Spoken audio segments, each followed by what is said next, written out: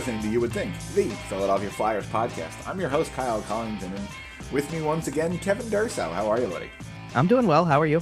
I'm doing good. It's been a couple of weeks. We're still kind of in our summer vibes here. This is our last real kind of proper summer show. But Kevin, I don't know about you, but it's been pretty warm out here in Illinois this summer. We've had this heat dome sitting on top of us. We were over 100 for a few weeks, but this so you week, sent it here for the past week. But this week, yeah, it finally broke, and we got down into the 70s, and we got down into the 60s, and then last night. For you. Then last night, Kevin, I went to the UFC. Or I went to the movie theaters to watch the UFC fights. Yeah. And I come out of the movie theaters. I'm wearing my Brian Dawkins jersey because it's the night before the season starts. Sure. And I come outside, and there's a chill in the air. Okay. Good for, and there's a chill in the air. Right, we're in the mid-50s. Good for you, then. And speaking of cold weather, Morgan Frost. Oh, so we're getting frosty is what you're trying to say. We're getting frosty here because Morgan Frost will remain a Philadelphia Flyer for 2 more years. Kevin. Not literally in Philadelphia, because this past week in Philly it was in the 90s all week. So we didn't get any of that. But there was a chill in the air the day that they decided to announce that Morgan Frost had re-signed. Sure. And we got him. So 2 more years, yeah. 2.1 per year. It's a $4.2 million total over the 2 years. Mm-hmm. What do we think? It's kind of about what we talked about, right? This is my shocked face. Yeah, right. It's exactly what we talked about kind of back when the Noah Cates signing happened. It was Noah Cates, Cam York. They all kind of got this, and I forget about the money for a second with it. They all got the 2-year term. It was very, just such a congruent way of doing things. We're just going to go, keep it symmetrical and keep it right down the middle in terms of they know what their window is right now, and not a window in terms of contending, but they know what the early rebuild window is, and they kind of know take the next 2 seasons and learn more about people. And you know what this is? This is a 2-year audition for Do You Want to Play with Matvei Michkov? Well, it is for everybody. No, and somebody's got to play with him. Sure. Now, this is also in fairness, this is. It's different for every player who got a 2-year deal, if you will, because first of all, they were giving, it was 1- and 2-year deals for the free agents, which obviously is more of a placeholder for later than it is about being part of the future. But with all these other guys who got that 1- or 2-year deal that were RFAs, and you can lump in the other guys too. You can lump in Ronnie Attard and Ula Lixel to that, that you can throw them in as well, because everybody who's kind of in that realm of the RFA period, they're all getting tryout periods based. I mean, the only guy who I don't feel comfortable saying that about really is Noah Cates, who I think is kind of firmly part of the future, but he got a bridge deal because they don't want to commit. It's just a challenge right now to commit much of anything in terms of years to anybody until you know a little bit more. It's, Cates just played his rookie year. Do you want to go down that road and say, here's 5 years right now? Or do you want to give him 2 more years, see how he grows, and then say, what, 7 years, 8 years? Is that where you want to go with it? That's what you're trying to figure out. So I think that at least to start with, that's what was good about it.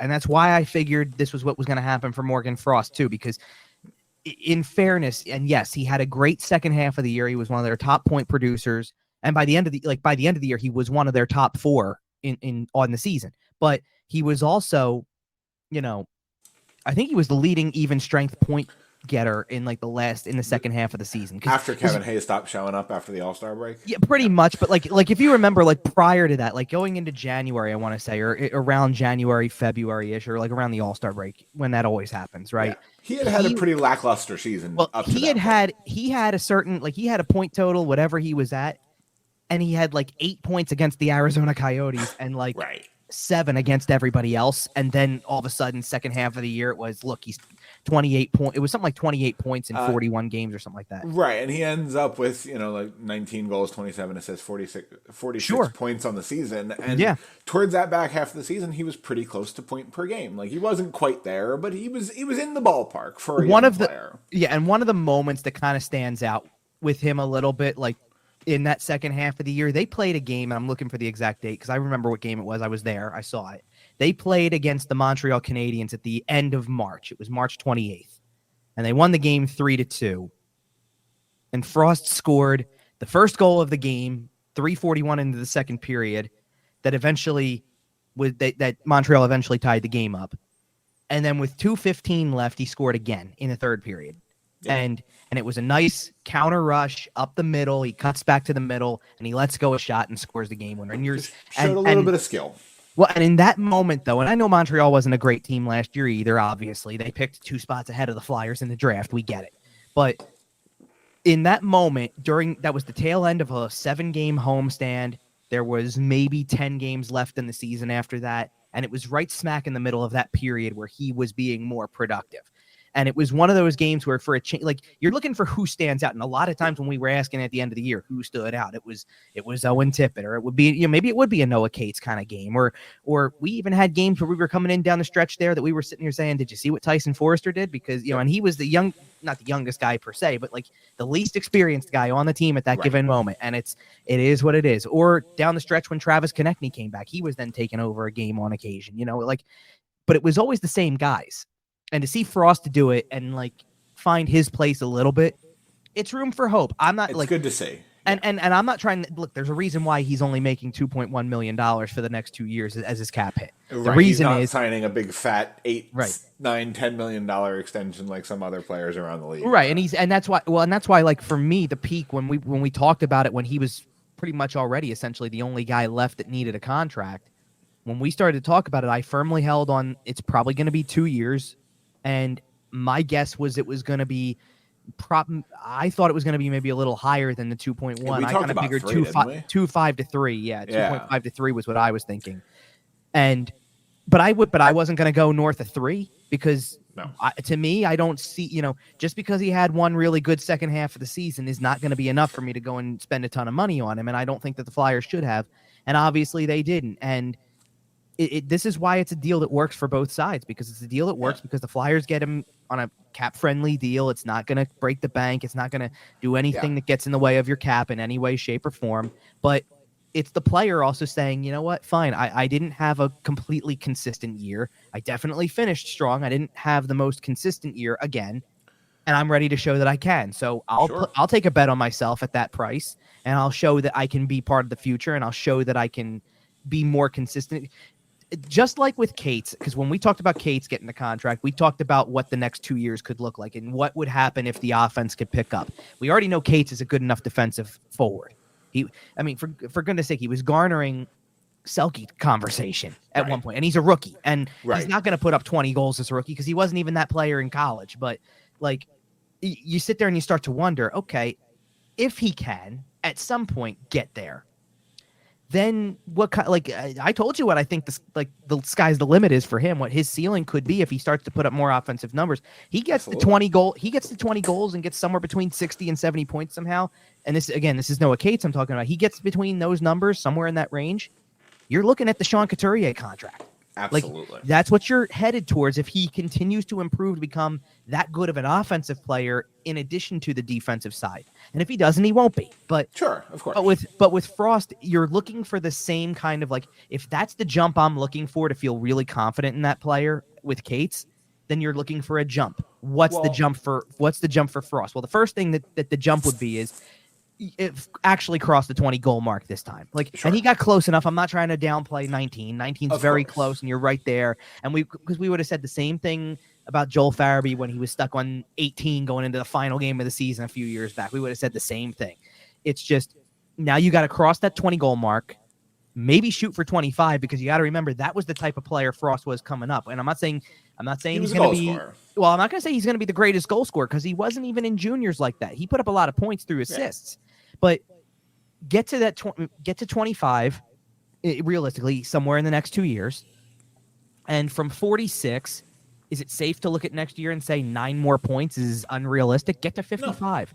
No, and then the year after, when it's your contract year, shoot higher, 60 to 65. Keep shooting for another 10 maybe, and see if you can't get into that actual, kind of get into that tier of truthfully being a second line level kind of player.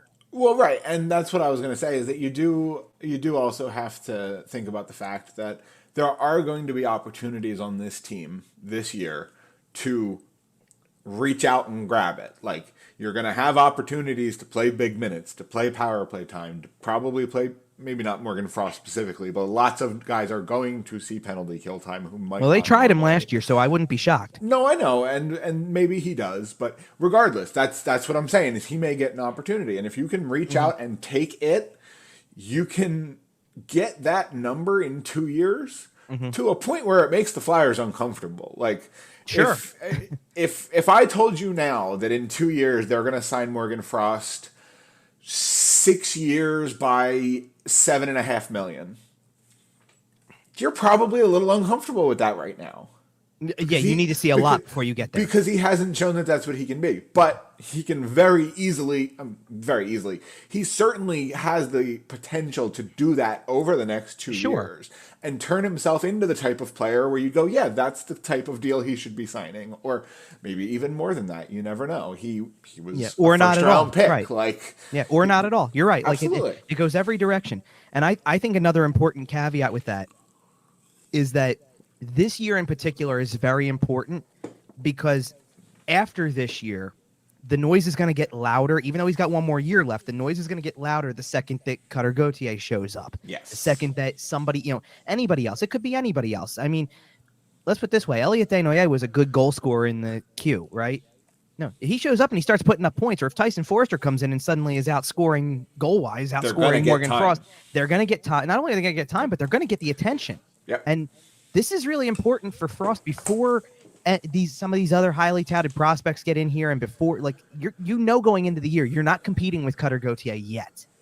Right. You're not yet. So you're already going to fall into the kind of a window of anywhere really between top line and third line. You could be any of the any of them on any given night, depending on how John Tortorella is feeling, as we know. Of course. You may get healthy scratched. Well, they didn't do that with Frost as much. Honestly, they played him. It wasn't a matter of whether or not he was going to play. It was always more of, with him, just what level of consistency was he at to be able to actually get that level of playing time. There were times where they would bump him down. He wouldn't see a whole lot of playing time. And that's how John Tortorella operates. So if that's how we're going to go with that and actually factor him in, and worry about where he's going to be. Like, he controls a lot of that himself too, in terms of if he's playing well, then they'll give him every opportunity.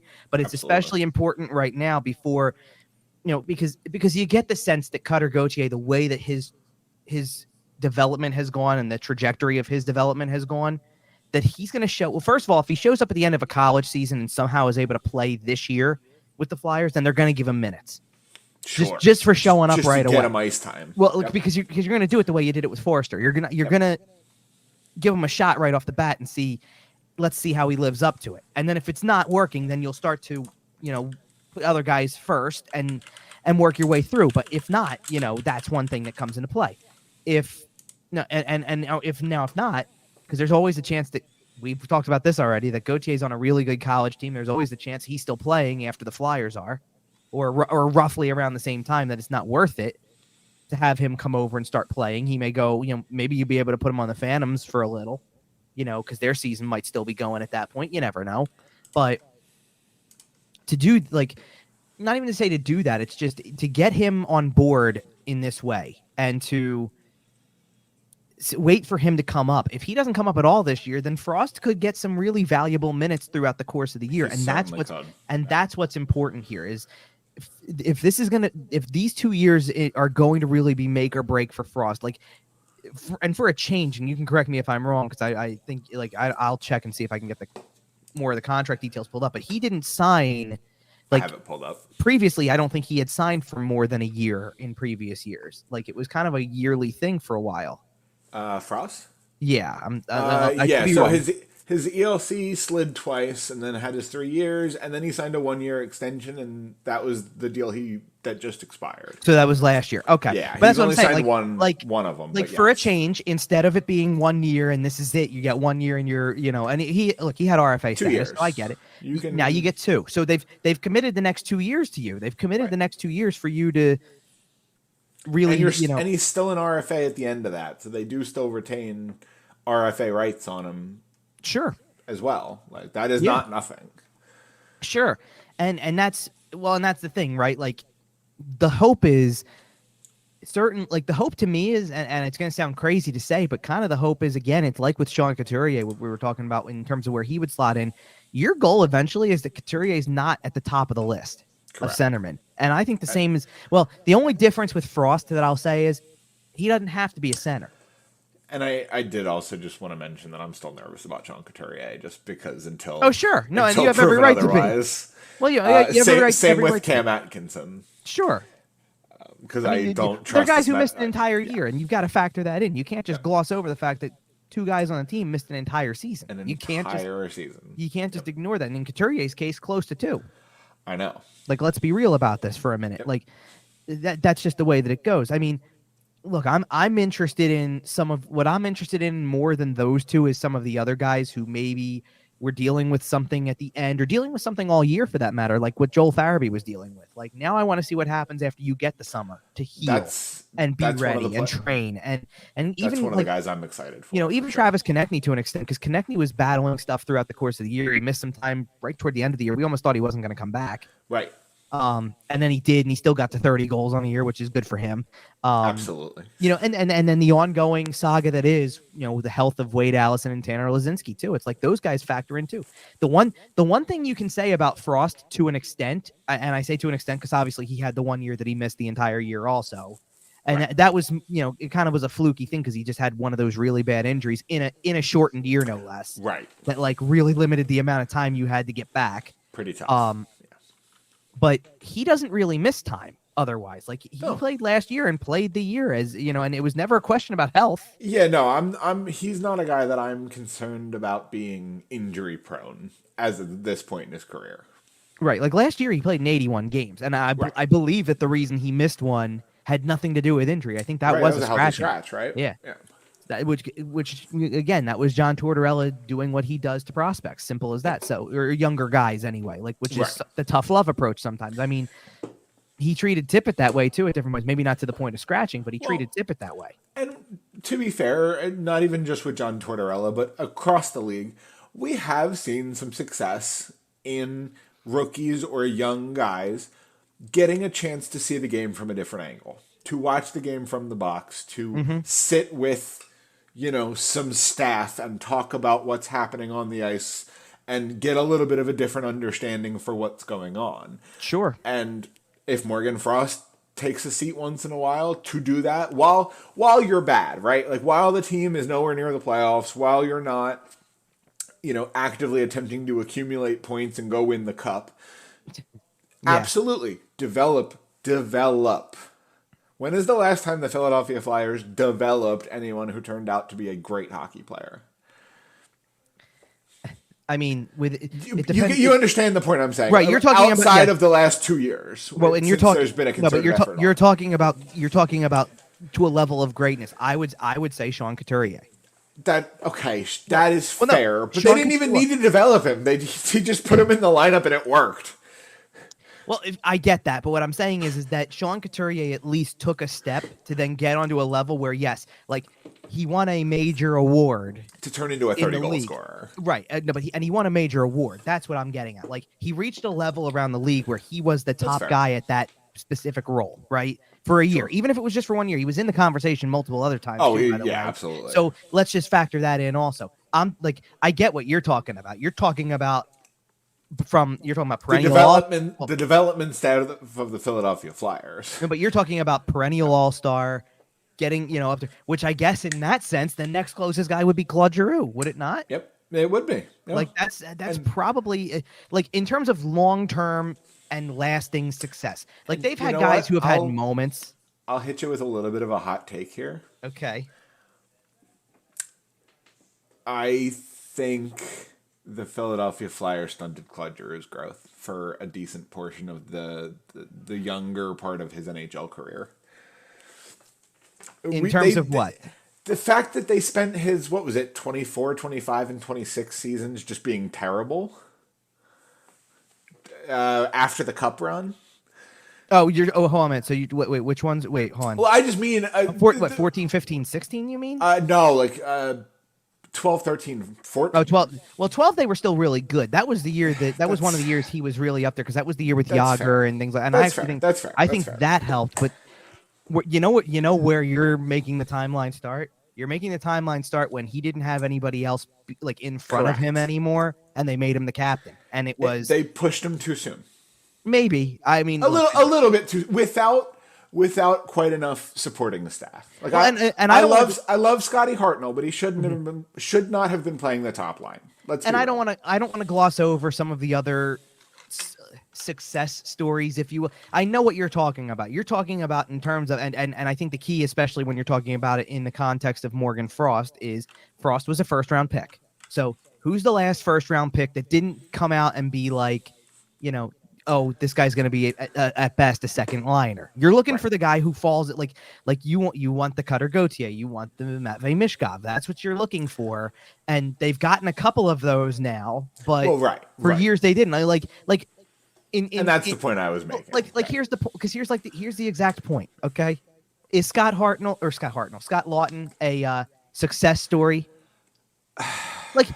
Yes and no. By NHL standards, he is a success story because he's got a long career. He's played many games. He's been a supremely valuable player every step of the way. And I do not mean to diminish that for a single And in fairness, it's a developmental success to a degree because you developed him into a role that he does suit very well and he plays well. But it's not the role that you're talking about. Exactly.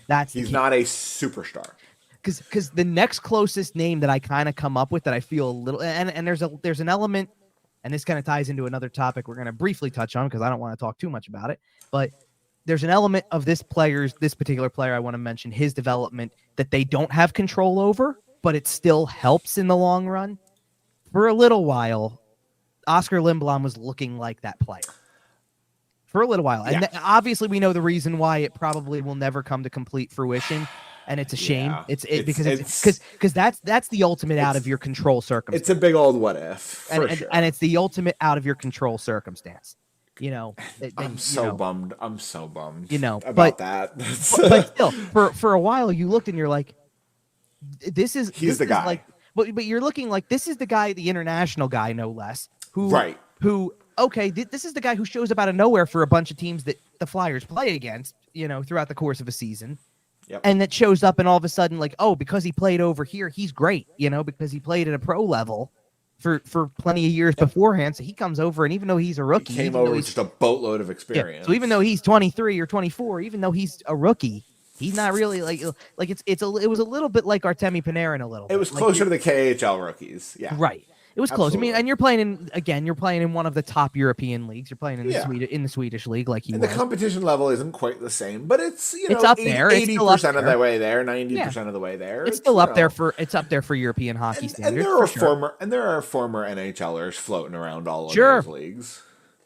So but I get your point. I get your point, especially when it comes to and I think that the other key with one of the other keys with Frost is his development and the idea of growing him into more than just being a role player and maybe being a significant piece of this is also part of a timeline at this point, especially around forwards, where you have a bunch of non-success stories, because he's the first round pick that's sandwiched between Nolan Patrick and Yerman Rubtsov. We all know how those two turned out. So you start to look at Frost and kind of think the same way, even if he's been better than both of them, because of the fact that it's just, it's not the high level. And there was a lot of excitement because of what he was able to do. He was flashy. Right. And people watched his junior year, especially his draft plus 1 year. And oh boy, did you see what he did in his draft plus 1 year? Those numbers were phenomenal. And he was another guy that was perceived to have slipped a little bit. Most draft projections didn't have him falling to the Flyers at 27 or trading up to 27. And it's one of those things where the guy's a first round pick. The expectations are high. He hasn't quite lived up to maybe not that yet. Right. But if you think about it, we are also talking about the end of the first round, right? And that does soften your expectations a little bit, right? It's not Nolan Patrick where he goes 2 overall. it's back to the Scott Lawton conversation again. Exactly. Scott Lawton went in that range, and you're like, you're not shooting too high. I would call Scott Lawton a moderate success. Sure. So far, Morgan Frost is projecting towards about the same. Sure. Oh, it's because it takes a lot to get to that level. Like you got to do, you got some stuff to do before you get to that level. Certainly takes a lot to elevate beyond that level if that is your goal, right? If you'd like to become a 40-goal scorer, if you'd like to be one of the top 25 highest paid players in the NHL, one of these. If you want to be a superstar in the NHL, you're going to have to go out there and prove it. You're going to have to take these opportunities. You're going to have to do all the off-season work. And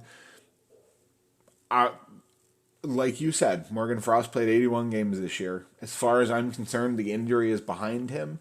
He looked better in the second half of the year, which after a guy misses most of a year, I'm not surprised that it took him 30 or 40 games to kind of get his legs under him a little bit. Right. At his age, right? He's still catching up to the NHL speed.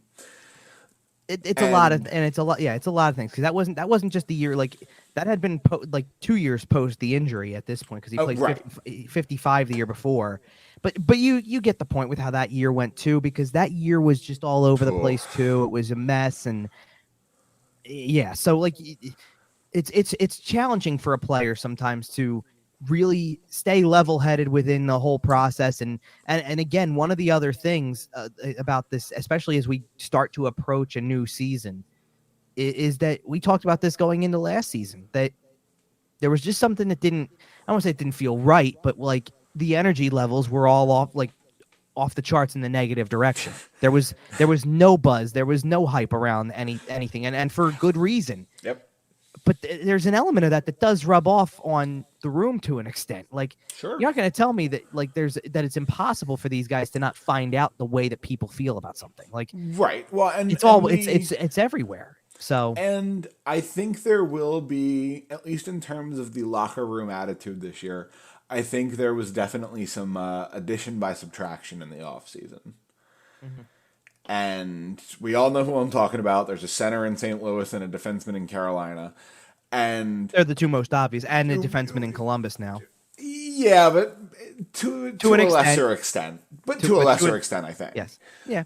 Just in terms of vocalism. Sure, but still to an extent nonetheless. Of course. I mean, of course. He's a veteran leader. He was a top pair defenseman. Well, and you're using the other two, by the way, because of again, vocal presence, all that type of stuff, and all of that.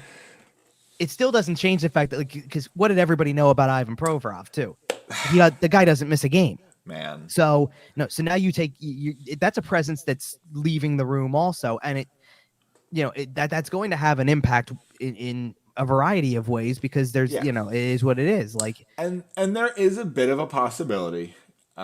Without the Claude Giroux anymore, and even the Wayne Simmons going back a little further, sure, there is a possibility that there's a little bit of a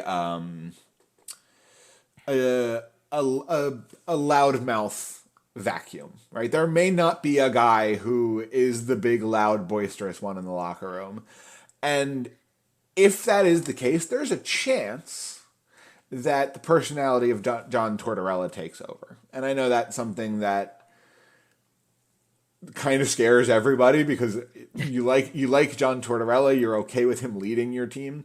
You don't want him to be your team necessarily. So I do worry a little tiny bit about that. Because even the guys coming back, right? Like Sean Couturier, we never really heard that he was the most vocal guy. Same, Cam Atkinson maybe a little more so, but generally pretty quiet and reserved. And you're around the team a little more than I am. Are there any huge personalities that I'm missing out on here? Travis Konechny? I would say I just have the forwards up first. I'm scrolling through, obviously. Travis Konechny, Joel Farabee. Joel Farabee's a good chirper, don't get me wrong, but he, what I'm talking about when you're in the room after the fact. I feel like he's 1 30-goal season away from just having the most confidence on planet Earth. I mean, he could be. I don't know. I mean, does that make sense? Yeah, it does a little bit. I mean, I also find him to be. He's got a little bit of that Boston twinkle in his eye where he's ready to just fire at anybody who gives him a hard time. as much as he was there for college for a little, that's not in his blood. He's from upstate New York. You know what I mean. I know. You know what I mean. He's one of these guys who does actually fall into the category like, and obviously there's a handful of new guys that I have not been around as much, by the way, that I have to, or at all for that matter. Like, how much can you learn from a Zoom call? Of course, right. You know, seriously. That I'll find out more about later. Like I can't give you a read on Garnet Hathaway yet. He might be one of the more vocal guys. He might not be. I can't give you a read yet. I can't. Well, but I'm looking at the rest of the guys that kind of go away from that, and like I'm sitting here looking, I'm going, Owen Tippett is like the most soft-spoken person I think I've ever seen. Scott Lawton. Lawton. I feel like he's intense, but he's not. Yeah, because he's got an intimidating. He's not the guy that. Right, he's not the guy that makes everybody laugh. Although, listen, I'm going to tell a Scott Lawton story. Okay. And I might have told it on the show before. Just tell it again, because it's probably been a minute, So, the greatest event on the Philadelphia Flyers calendar, and we all know this, is the Flyers Wives Fight for Lives Carnival. Sure. Great cause, donate, go, support it. Just came back last year after a bit of a pause, by the way, because they stopped it for a while over COVID. So great. It's a phenomenal organization, and we love the carnival. I was there a couple of years ago with my girlfriend at the time, now wife, and we did the games because we figured out that the games are the best value because you get to play a game with them and like chit chat a little bit, and most of them will still take a picture or sign something, so it's a good value. That's fair. So we played a game. And we waited in line to play a game, and there was a kid in front of us, probably 7 or 8. And they get up, they play the game, and it's Scott Lawton playing the game with them, and I don't even remember what it was. It was Big Washers or something like that. Okay. And whatever. And Scott, the kid goes, "Oh, Scott, will you sign my hat?" And he takes his hat off and hands it to him with the marker. And Scott Lawton looks at it, points at it, and goes, "I already signed it." The kid had handed him a hat that he had already signed and asked him to sign it again. Oh my goodness. And the kid turned beet red and went, "Okay." And Scott goes, "Do you want me to sign it again?" He's like, "No, it's okay." And he grabs it and runs away. And Scott he felt terrible. And he felt awful, and I'm sure he doesn't even remember it. But I was standing right behind this kid, and my wife and I still laugh about it to this day. I can tell you I have never heard that story before, so I don't think you've told that on the show before. Well, that is great. That is really funny. That is really funny. I thought you were going to tell me that you got up there and played a game and he said something funny to you or something like that, or just had this look or I thought the way that story started to line up was he's playing a 7-year-old kid and it's just fun and whatever. But then if you get up there, then all of a sudden he goes hard. Yeah, right. Then he goes hard and he's super competitive and he's got this look on his face like, I'm going to beat you. You know? No, they were all pretty chill about I know. it. Like they were all really. And I know how really the carnival great. functions, so I know that they're pretty chill with that type of stuff. But so anyway, so I'm saying Tippett's pretty soft spoken. Frost is pretty soft spoken. I think in interviews anyway, I think Faraby's pretty soft spoken. All things considered. I mean, even Konechny is to an extent. Konechny can get. I'm trying to think of the right word. Rowdy. No, not rowdy. Rambunctious. No, because I'm trying to think of it in terms of from an interview perspective, because he's not doing anything bad. Like it's not like he's giving off a bad persona or anything like that. But he'll answer questions to an extent where it's really hard to explain. Kind of like this way of knowing, almost a way of knowing I can I can provide a better answer to the question, and word it in such a way where it doesn't I'm not it's got a little bit of cockiness to it, but it's not going to come across that way. Like he has he's trolling a little bit, but he's just got a great way of towing the line where it's like he doesn't go over in terms of sounding like that level of player where it's a smart ass answer all the time.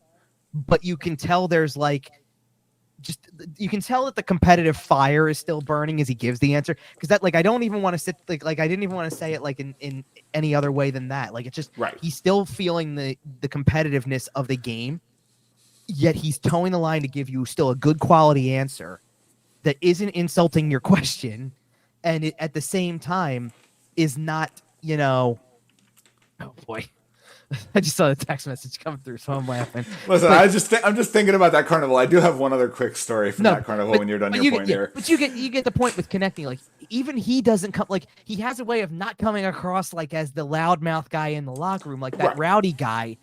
Yet the competitive fire is still there, so he kind of could be like he's like passionate. Again, but I just did that with think about this. I just did this exercise with Konechny's like that, Faraby's like that.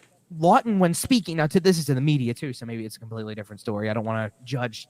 Certainly, speaking to the media is not the same as speaking to your teammates. But Lawton doesn't speak that way typically either. Noah Cates, definitely not. Like Noah Cates is not that kind of guy. Frost is not. It's a bit of a sheepish team, personality-wise. Yeah, do you know the first name that pops out that I say, oh yeah, that's a guy who might be that way? Nick Delorier. Yeah. Because you know what it is too.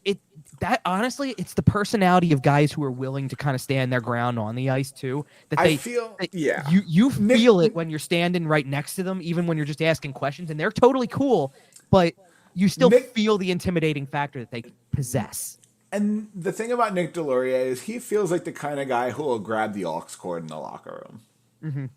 You know what I mean? And that's a good thing. Before we go on to the thing, by the way, I just went to the defenseman list and I think I found your guy. Okay. Risto. Risto, if you've, I don't know how often you get to hear some of the clips after games. Oh, or whatever, yeah. But okay. What did I just say about Travis Konechny? You want to talk about smart ass answers sometimes in a completely comedic way. Like Risto's got some really good comedic timing with his answers sometimes. He's witty. He's one of the it's funny because it's a very dry comedy. Like it's not meant to like he does it like as if he's not trying to do it or that he doesn't know in a way, but he knows completely. Like we know he knows. But at the same time, it's one of those things where it's like he doesn't seem like again, he doesn't seem like this rowdy guy or this big rah-rah guy, but he does seem like the type of guy who can say something and get your attention quickly. That's fair. And he also carries that intimidation factor. He's one of the taller guys on the team. Can lay some hits. Dude's pretty muscular, obviously.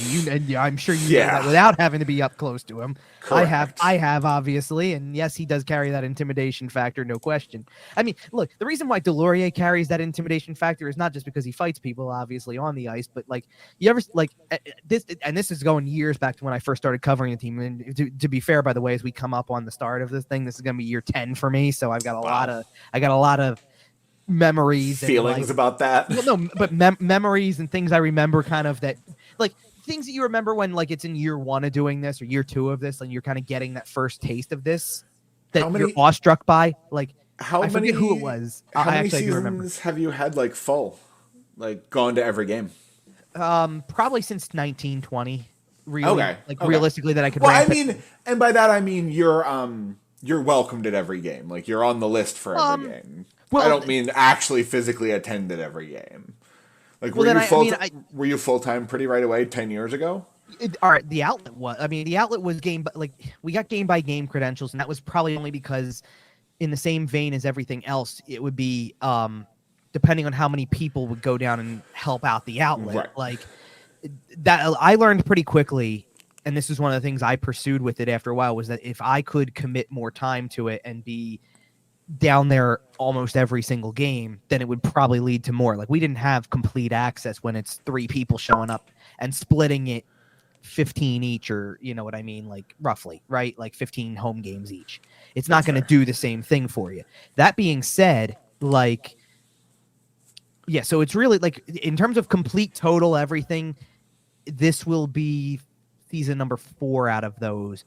And that also picked up when I started doing everything for 97.3 also. So like when that'll be 7 years. So it like that helps. Yeah. So it kind of continued along. There is a couple little steps along the way. Sure. And that works. It works its course and you figure it out. But I remember going into the room this was probably after a preseason game, believe it or not. So like you're kind of getting a few players, like you're interviewing players who are not at the forefront of the team, especially it's a bit of a weird environment. Well, and consider, especially in a year when the team was still like on again, off again, make the playoffs kind of stuff. So they were trying to still be competitive, right?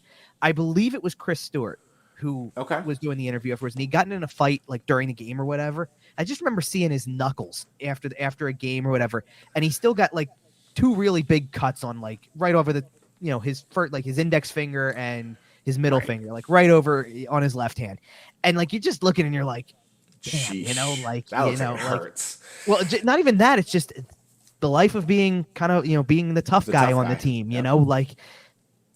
But and he like, might have to drop him next game too. right? But you can imagine like Delorier's like that. Every now and then somebody else might be. I mean, and I like the only reason that it even stood out to me is because like I just happened to be in that particular media scrum, standing on on the side where his left hand was. I could see the top of it. He just had his hands to his side. I could see his knuckle there. I was just whatever. And another guy who was kind of like that when he was here, and this gets me back to my carnival story, was Radko Gudas.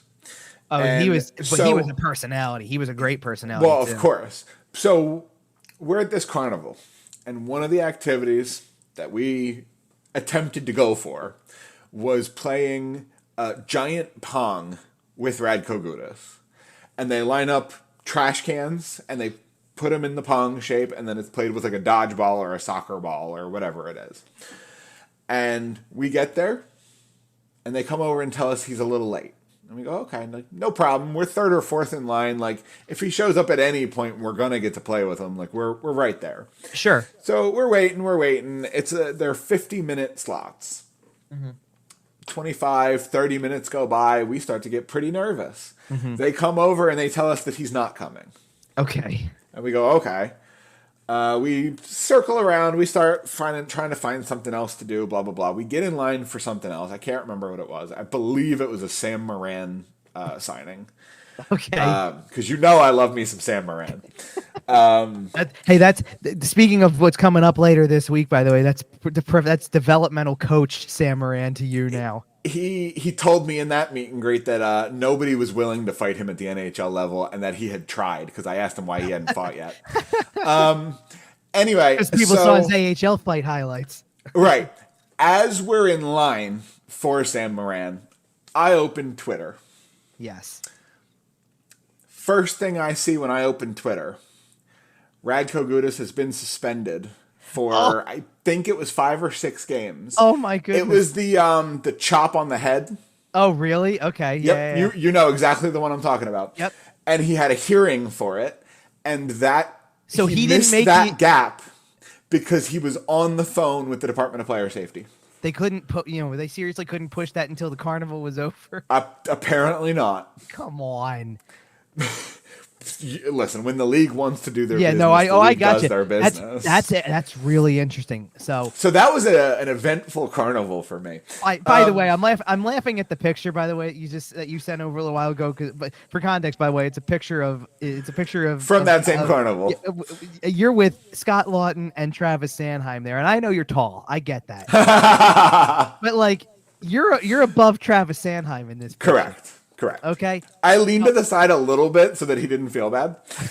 Now, I just want to, for context's sake here for a second, because Travis Sanheim is 6'3". Yep. So, okay. Now, back when I was able to go and do this experience as a fan myself, obviously, which kind of listen, when I wasn't doing full-time games, then yeah, sure, we were all still kind of powwowing around down there too, and whatever. So this was probably, it might have been my first year covering, honestly. It might have been like 14, honestly. I had gone and took a picture with Kimmo Timonen. So now there's nothing wrong. Like obviously Kimmo Timonen's a great player to get a picture with, nice guy, all stuff like that. Kimmo Timonen is roughly, without skates, by the way, roughly my height. Maybe I'm being generous for myself, I guess, if I say that, because like, for God's sakes, I need to stand next to Danny Briere to feel good about myself. If I stand next to Danny Briere, I feel very good about myself. And then I remember the part where he ended up having a very long NHL career, and I obviously don't. Yeah, we've met a handful I sit in the press box. We've met a handful of times. You're not the tallest fella, Kev. I didn't say I was. Listen, I knew long enough ago that I was never going to be. So let's just be real about it here. Okay, listen, it was funny because I remember, I forget when, because I've posted this a couple of times. It's on like my social media. It's on my Facebook, I think, somewhere. I may have put it on Twitter at one point in time. Down the road. Oh, here we go. We got more pictures coming in. This is different carnival. Yeah, let me see here. Dude, you're even towering for a height comparison. No, yeah, but you're even right there. You're eye level with Sam Moran. That's pretty damn good, you know. And towering over Michael Raffle. Yeah, really, no kidding. Absolutely towering. So I also have a picture from that carnival with Stanley Cup champion Nicholas Obey-Kubel. Now he's a shorter guy, so I'll take that one at least. And in that same picture is my wife and Stanley Cup runner-up Alex Lyon. Okay.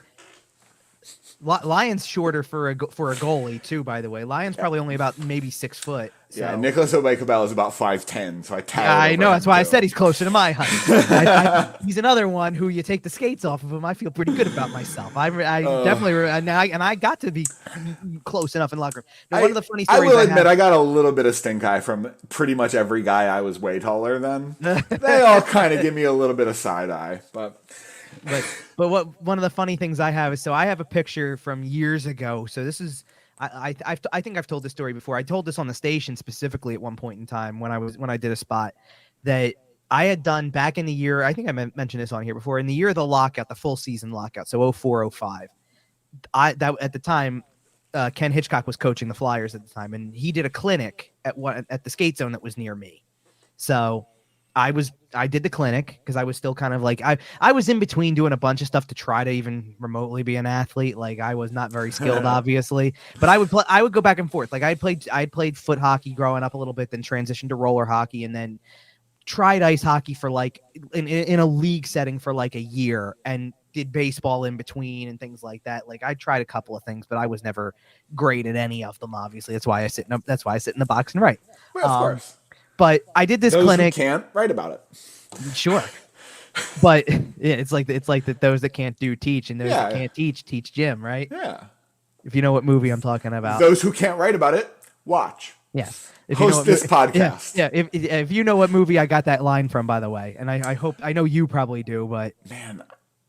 Oh, you don't even know? Oh, wow. Okay, I thought I was pulling one that you absolutely knew. I absolutely know it, and it's absolutely escaping me. Help me out. Hold on, I'm giving people a few more seconds because I know that I hope the listeners are deciding. Just yelling. Yes, I hope they Leave it in the comments. Subscribe to our YouTube. Leave it in the comments. Okay, I'll give you the answer now. School of Rock. Okay. Yes. So, yep. Anyway. For some reason, I couldn't get past dodgeball, and I knew it wasn't dodgeball. Yeah. But I just had the mental block. Okay. Dodgeball was if you can dodge a wrench, you can dodge a ball. Right. Oh, there's more quotes than just there's way more. You got to rewatch it, baby. Come on. No. There's more than that. There's a lot more that I also can't say on our show. That's fair. Anyway, so I have a picture from after the clinic was over. Like it was one of the last things. So, and it's a really cool moment because, by the way, Ken Hitchcock, a recent inductee, you're going to be an inductee into the Hockey Hall of Fame coming up. So. Yep. That's relevant to this also because it's a pretty cool story. Actually, what I should do is I gotta dig the picture out of wherever I have it in the house and put it in a picture frame in my office because that's kind of a cool thing. But I take the picture and this has nothing to do with, obviously I'm like 12, so I'm not super tall by any stretch. But I sit there and I'm like the palest kid possible. Like I'm super pale and super short and right-handed shot. And I'm sitting here and I went for it and I went, obviously the scouting report said future Danny Briere right here, like young Danny Briere, right? Because I had no height. I had no height. I had the same. Did you have any of the speed, the skill, or the talent? Any of that? I mean, okay. I didn't want to assume that you didn't, but if you did, you probably wouldn't. The only thing that I will say is that when I remember this is kind of a funny story too, and this just tells you how much of a summer show this is that we're even telling. This is the summer show 2023. Here it is. Yeah. 2K23. Yes. Do that one. So I don't go skating frequently. I would like to go more often. It's not exactly a thing that my wife is a big fan of because. Okay, here I can give you the easiest reason why. My wife's not a big fan of it because if I say let's go skating, my wife's expectation of skating is, so you're going to skate with me, right? Which consists of going about as fast as you go in a school zone. And then what ends up happening inevitably is because I'm on skates, I'm on the ice, and I do know how to skate, like decently for a guy who doesn't actually play a sport, right? For So I sit me, there and I sit there and I always hit a moment where I sit there and I say, I just want to like give me 2 I'm just laps. I'm just gonna hit a couple laps real I quick. just want 2 laps, and I want to like go into the like, and it's legit laps. Like you're skating it like you're doing fastest skater, but I want 2 laps where I go into the corners and go past the goal line and then turn on the edges. You're tucking a little bit. Sure. Turn on the edges, kind of glide through it, and then come back out and actually pump my feet a little bit and pick up some speed. I can get up to it, like whatever. So, but in years prior, like I hadn't skated in a long time between, like I don't think I ever did over high school-ish or anything. Like I really didn't go frequently. And when I was in college, it was like my sophomore year of college, I want to say, I was friends with a bunch of people who apparently did this on a regular or somewhat regular basis, I'll say. Like they went skating or whatever. And I'm like, yeah, sure, I'll go or whatever. And I don't even know if I had my own pair of skates anymore at that point because I'd probably outgrown them from the last time I even had gone. Right. So, but I wasn't about to rent. My shoe size was roughly my dad's size. I'm like, let me just use your skates, Sure. which is fine. I go out there. And all of a sudden, like all my friends who had never seen me skate were like, "Oh wait, you can actually do this." You like know how to skate. And I turned around. Like the thing was, like I hadn't stepped on the on ice in a long time. Right. And you're like wobbly for like the first lap or lap and a half, couple of going slower, and then it's like riding a bike. You know, like it's just the way that it is. But it was always a funny thing. Although of course they now, granted, you're going to like a public skating session. So there's no sticks or anything like that. So of course you're just skating like as if like you're skating like I guess an official, if you want to call it, like look at a hockey reference. But I got a ton of figure skating references thrown at me that night instead. Would you like to hear what the skating experience is for me? Oh, I can't wait for this. Whether on wheels or blades, it is about 15 minutes of me hugging the wall, falling 11 times, completing 1 lap, and then sitting on a bench. That is my skating experience. I get out there, I wobble my way around the wall 1 time so I can say I skated a lap, I went skating, I did the thing, and then I go sit on a bench and eat a pizza. Yeah, we used to do a bunch of that type of stuff. We used to go, and we did it a bunch of different ways too. We used to go, like we would go to, and pick a, like if we could find an indoor rink somewhere we could go to, we would do that. I think one year it was like December or January or something like that. We went to the river rink because it was nice, something fun to do. It was always a great time. Like we genuinely had to see. The funny part is, so you're telling me that's your skating experience. We did have a friend in the group whose skating experience was exactly the same, and solidarity. So there you go. Okay. This is a summer show. Okay. Yeah. Now, do we have anything else that we really? I mean, we talked about Morgan Frost for a good solid stretch here. I guess we should mention we don't have to spend Michkov a ton a little bit. I was gonna say we don't have to spend a ton of time on it, but Matvei Michkov has been a healthy scratch in 3 of the first 4 KHL games, and the game he did play, he received what it was about 7 or 8 minutes of ice time. It was literally about, I think, 6 minutes 51 seconds or something. like that. No shots on goal, nothing really significant happening. I kind of alluded to this on our last show. Fedotov, I believe, has continued to play games, so just in open defiance of the IIHF.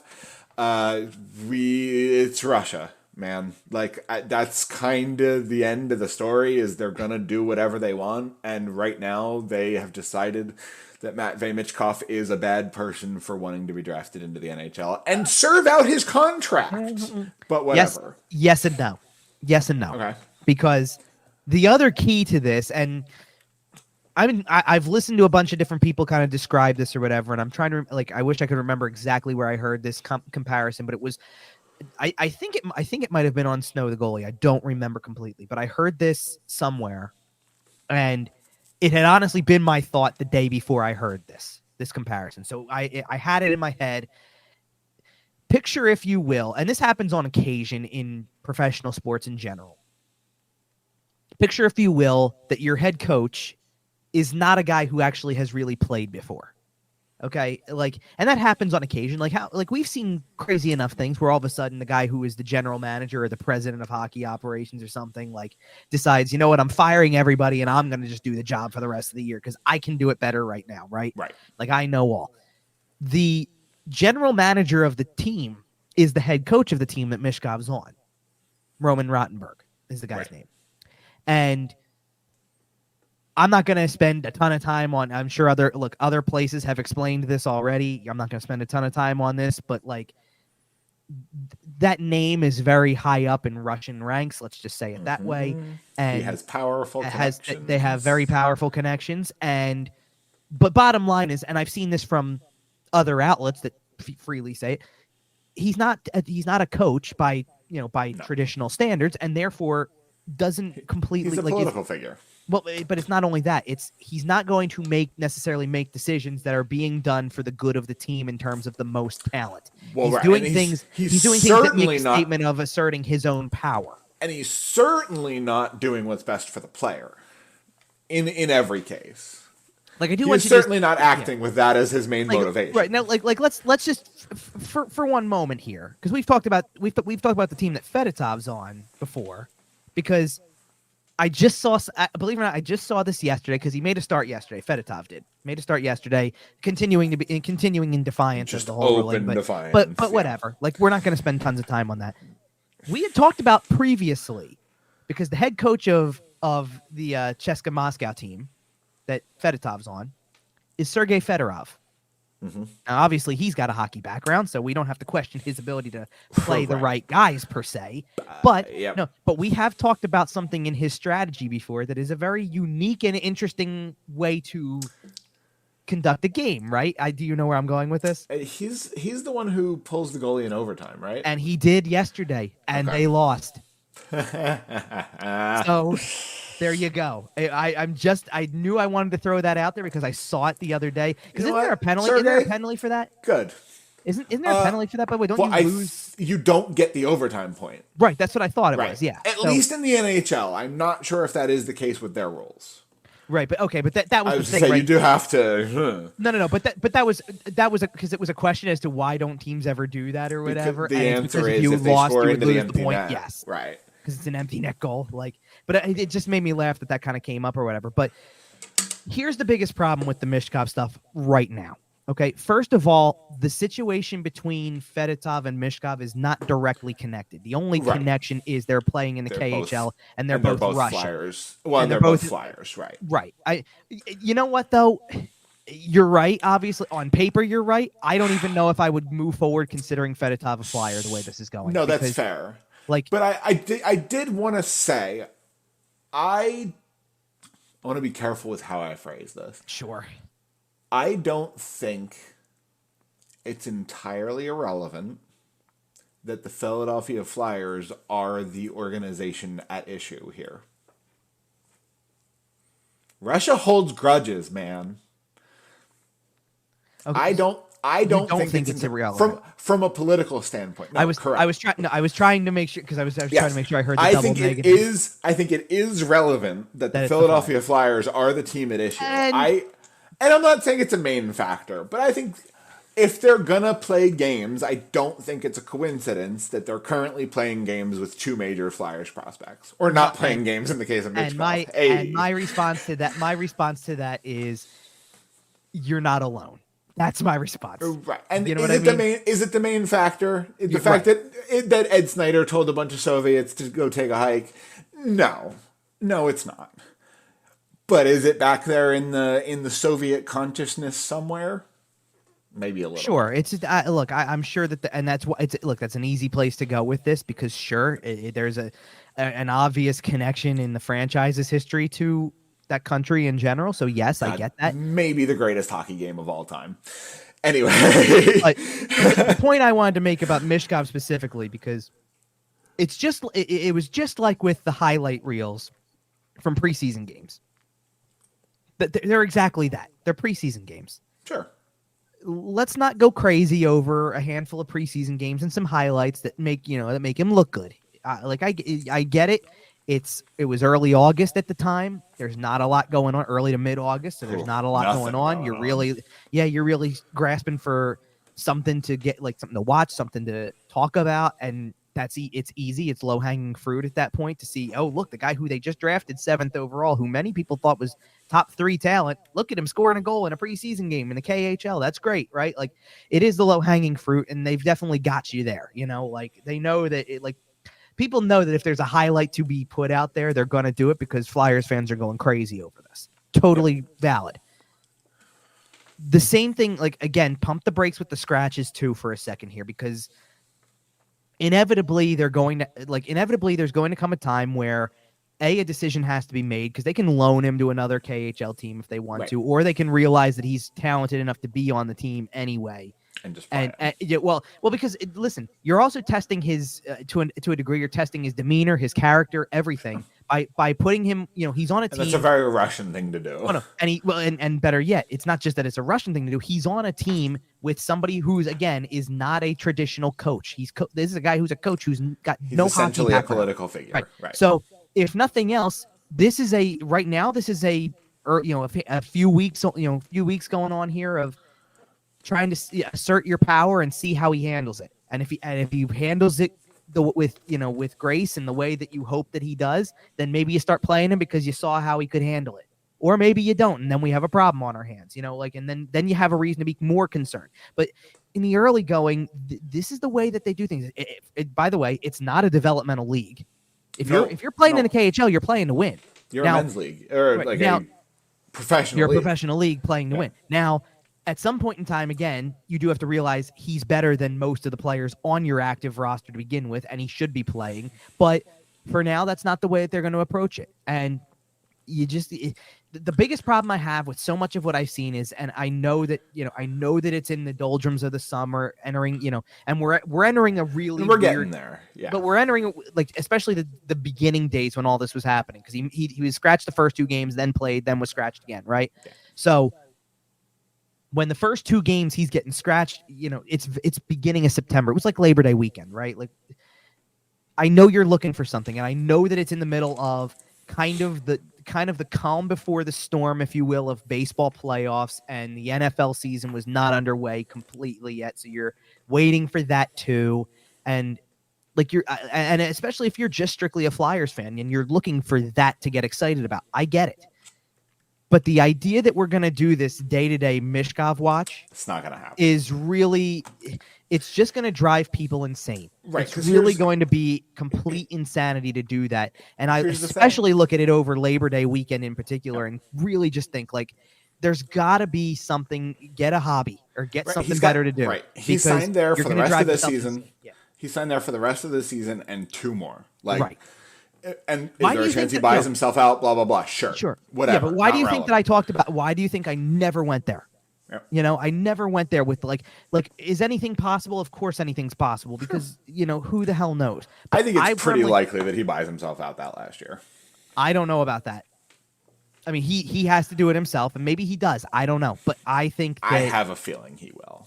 I think that I think they're going to do everything in their power to keep him for all 3, though. I think so, too. He might have to run, but it's worked for guys before. But well, I hear you. You mentioned Sergei Fedorov. Hello. There's just so much, there's so much grasping for anything right now, and it goes beyond Michkov, by the way. It goes beyond Michkov.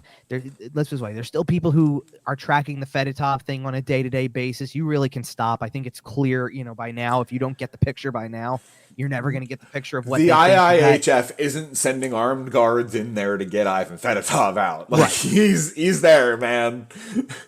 Unless he sneaks away or they just decide to send him away, right? He's there, and neither one of those things is very likely. Sure, but it's been a bunch of stuff. I was having a conversation with somebody the other day, and I even said, because I was trying. What was it? Because the question I got asked was, "Are you getting pumped for the new season, or whatever?" And I even said, "I'm trying to get there." I had said last show we did, I'm going to try to ramp up the content after Labor Day. And I didn't really do much this past week either, because just some busy things going on, things like that. And camp hasn't started yet. And I'm going to really have to kick it into gear this week, because now, rookie camp's going to be upon Rookie camp does us, start etc. this week, yeah. And I even said the reason for that though is I even said I wanted to get back into the swing of writing more, like during the course of last weekend and all of that type of stuff. And I really didn't have the energy. There's a lot of stuff out there right now that is making, I don't want to be on social media a whole lot because it's a lot of, and I even said because it's everything. It's like, I'll throw a quick mention of this in here because you even texted me about it. So I'll throw a quick mention of it in here because did you see the thing about Carter Hart's Instagram going private on Thursday night with, the possibility of, here comes that Friday news drop or something like that. Right. And nothing came of it anyway at that given moment. And the thing is that, again, it's just, I know people, I'm in that situation. I know people want answers and it's way long past due. I agree with all of those things, but you're not going to manifest it by putting out there, look what happened. Right. They're either going to put it out or they're not. And clearly right now they're not interested in putting it out because they're trying. They actually made it pretty clear, as far as I'm concerned, by the way, with this whole thing, that it had to do with, there's no formal report yet done by the London Police Department. Right. And until that's done, I think they want to get all three things together and say, here's the Hockey Canada report, the NHL report, and the London Police report. And we can connect the dots on all of them or whatever. And it's not like, listen, if that, I'm not, who am I to judge? If that's what makes you happy, then go ahead and it's what makes you happy. I'm not spending a bunch of my hard-earned energy and time. And we're not going to spend a ton of time on the show. That I could be using in a better, time that I could be using in a better way, whether it's around the house, whether it's with family and friends, whatever case may be, sitting here trying to figure out the answers to these questions without having complete 1,000% certainty on things. Right. And that goes for two very specific areas right now that there aren't going to be a lot of answers because you have to be careful with how you do that information. And there's situations we have no control over, and we won't have answers until the people who have the answers give them to us. Sure, exactly. And I mean, I understand the frustration, and I understand wanting to know, and I understand, kind of to an extent, I understand how it's a bit of it's a slow period. There's nothing happening yet. I hope that when the rookie camp begins and there's actual on the ice activity. But obsessing over every little micro clue isn't going to make it happen faster. It's just, I don't, to me, I think that's, it's just not, I don't agree with that as the way that I would spend my time, because to me, I know how I would react to it, and it would drive me insane. And it has driven me insane in different aspects. So I stay the hell away from it because I don't want to spend all my time like that. I don't even think we should spend any more time on it here. I agree with that. I think we should head to our wrap. Yeah, I think we should head to our wrap. Let's finish the show with this, because this is our wrap. Sure. This is our wrap point, because this is exactly what I'm talking about. Get to a point where there's actually something that we can talk about that's not, that isn't feeling as, I don't like, again, I'm not trying to say as forced. It's just, but they need something on the ice. But we actually have something to talk about, right? We have rookies taking the ice this week for camp. We have some rookie games next weekend. Mm-hmm. We're working our way, right? Yeah.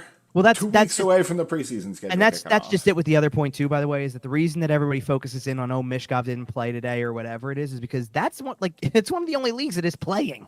Right. Like, you kind of need the preseason or camps to be going and some stuff to be happening elsewhere. Like I saw the other day, speaking of rookie camp, this is a good segue for it.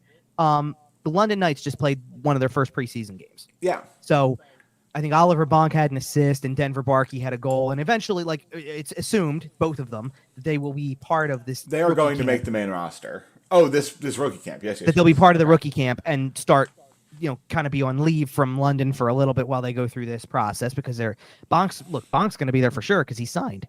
Right.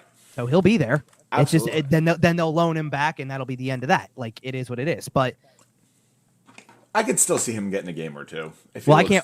What I really can't wait for, especially in this first week like this, is when they play because they're doing the same thing. I think it's the same thing they did last year. It's 2 games against the Rangers rookies in Allentown. And that should be really cool. Like, it's just going to be really cool to be able to see, especially what kind of group they throw out there, because I'm curious if they kind of follow the same path with the development camp that they did, where they still left a few guys on, who kind of don't really fit the bill of rookie camp anymore, but they'll be there. Like Forrester will be there, right? Like, my favorite is the fact that in all these rookie games, there's usually good for a scrap or two from some rookie trying to make a name for himself. Ooh, yeah, that's a good point. There's usually a big old ugly dude floating around ready to throw some blows. It's one of these defensemen that they just picked up like late in the draft this year, who's tall and like will throw some with them, or something like that. They didn't really, or better yet, well, did Desnoyers go through the development camp? I thought he did, didn't he? I think he did, yeah. So maybe it's him. Desnoyers been known to scrap a couple times. Yeah, so he's a scrappy guy, yeah, absolutely. And so we got good news, bad news, Kevin. Which do you want first here? Oh, good news, bad news. I mean, I always prefer to start with the bad news. Bad news, okay. Because then you finish on the good news. Right. So the bad news is that we do have 2 weeks before our next show. Oh well, we are still taking 1 week off next week. Yeah. We will be back in 2 weeks, the day before the first mainline preseason game against the New Jersey Devils. We will be back in 2 weeks to talk about this rookie camp, talk about these rookie games, give a little preview on how camp has gone, talk about the preseason games upcoming. Talk about what I saw at training camp too, because I will be there for the first handful of days, so I'll have some in-person stuff to talk about. And the good news on the back half of that bad news is that this is our last 2 week break of the summer. This is our last summer show officially. The hockey starts soon with rookie camp this week. Games coming up. We talked about that. The next show is our official kind of start of the season. We're going to have a little bit of a preseason talk. The show after that might be a season preview, honestly. Maybe the week after, maybe 2 weeks. Yeah, I'm trying to think, because what we're going to get to is we're going to get to a show that's right before the preseason starts, so it's early training camp, and we can kind of highlight rookie camp. We're going to then be able to do a show the week after that would be 4 preseason games in, I believe. So you got a lot of material to work with there. Maybe even more with some split squad stuff going on. Well, they don't have any split squad on the actual preseason schedule. Oh, okay. Now I don't know the schedule yet for the actual camp, and because one thing I will tell, I think you may remember this from last year. A lot of John Tortorella's training camps involve a lot of scrimmage play. Yes. So there certainly will be opportunities for some of that in the middle of it. So there's always going to be something like that. But 4 preseason games is about it. I mean, like 4 games in a week is about as good as like the busiest week we usually have, right? Like, so that's good. And then I think the week after is our season preview show. Yeah, I was about to say. So mark your calendars if you're watching. Make sure to hit the subscribe button. October 8th, by the way. Hit the notification bell if you're on YouTube too. Get notified every time an episode goes up. October 8th will be our season preview, but we will be back in 2 weeks on September 24th with our next show. And we'll have some hockey to talk about. In the meantime, follow Kevin pretty much everywhere at Kevin_Durso. Follow the show at YWT Podcast. Find us everywhere you find your podcasts, including sportstalkphilly.com. And until then, I mean, we got 2 weeks, one last summer break, and then we're back to weekly shows, baby. All right. We'll see ya.